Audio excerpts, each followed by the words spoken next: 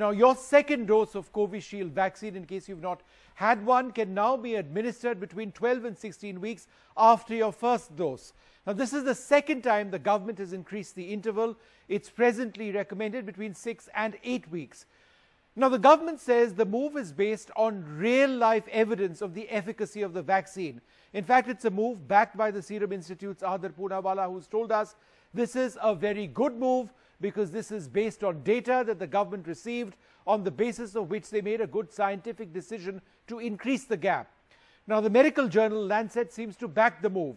In a report earlier this year, Lancet said, supporting a longer interval immunization strategy, vaccine efficacy was significantly higher at 81.3% after 2 standard doses given at an interval of 12 weeks or longer.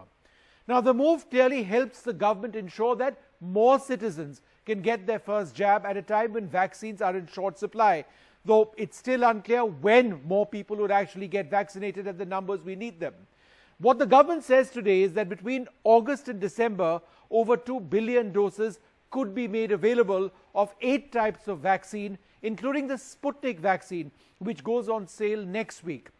Now, we may have the vaccines, but actually administering them at the rate that needs to be done, that's a different story altogether. But that said, as far as SPUTNIK is concerned, there are concerns. Lancet has said, notwithstanding the previous issues and lack of transparency, the interim results from phase 3 trials of the SPUTNIK vaccine again raise serious concerns. Now, these allegations have been countered by Russian scientists who say clear and transparent regulatory standards exist for the provision of clinical trial data. All of this comes on a day in which the World Health Organization has raised perhaps the most important query of all.